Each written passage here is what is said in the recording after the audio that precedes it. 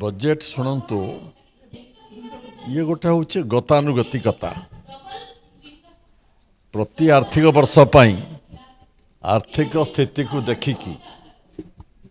व्ययर आवश्यकता को देखिकी गोटे आय व्ययर आकलन करा जाए जेहेतु राज्य सरकार राज्यर आर्थिक स्थिति बर्तमान भल रही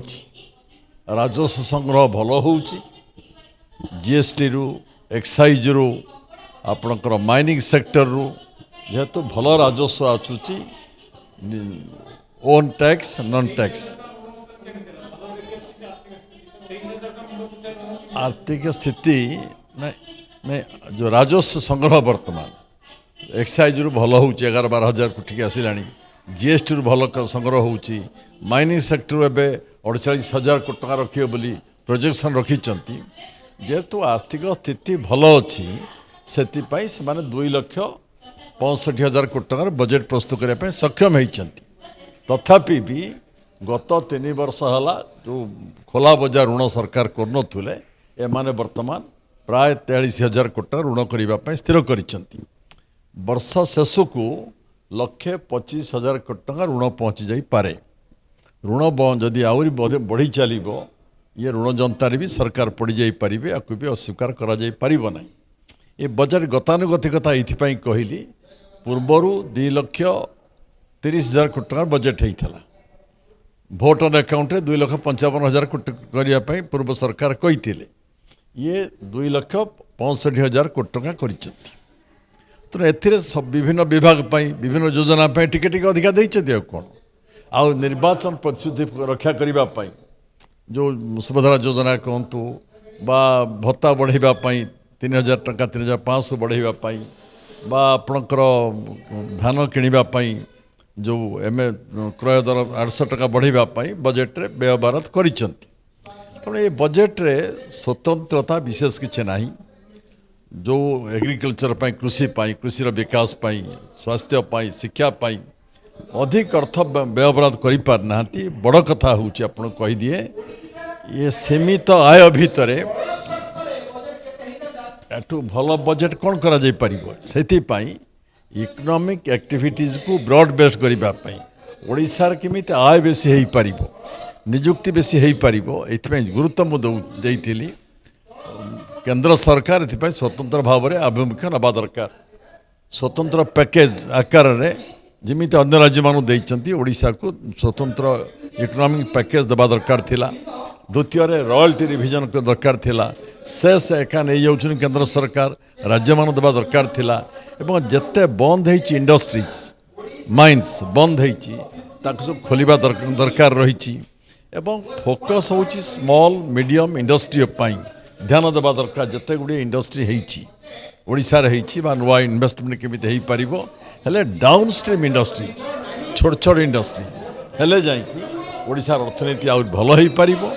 एवं ओडिशार मध्य राजस्व आर्थिक स्थिति आउर भल हो पारिबो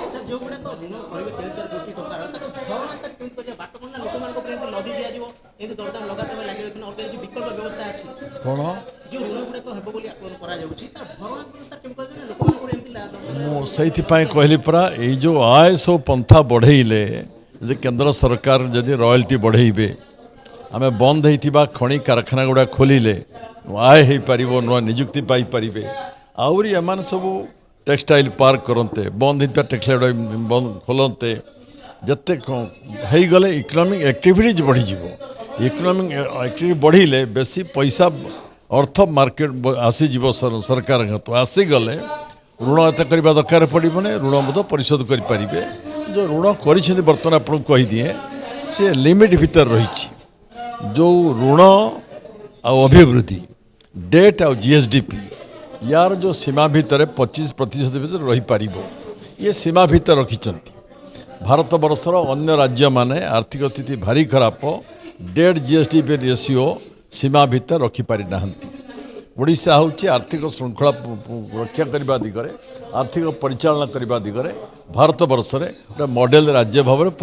परिगणित होती जेहेतु आर्थिक स्थिति भल थिला पूर्व सरकार आर्थिक परिचालना भल थिला तो एमाने 2,65,000 कोटी टका बजेट करने सक्षम हो पारि तेणु जदि अधिक अर्थ व्यवस्था कले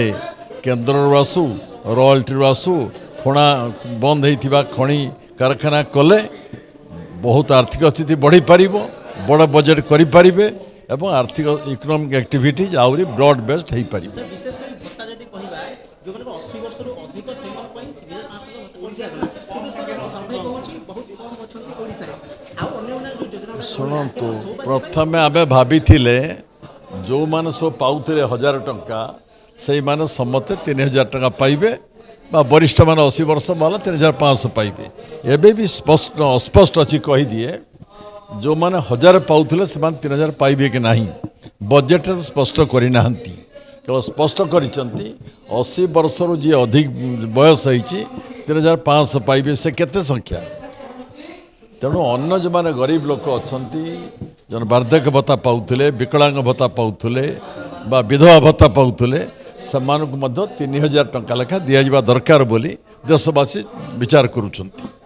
तेणु मुझे आपको कहीदिए health sector education sector textile sector आप इंफ्रास्ट्रक्चर सेक्टर पर आहरी अधिक अर्थ दबार आवश्यकता थी आहरी बड़ा बजेट करार दरकार था मुझे कहीदिए आपको भाभी 3 लाख टका कोटी करेंगे बोली साहस कर पाइली ना।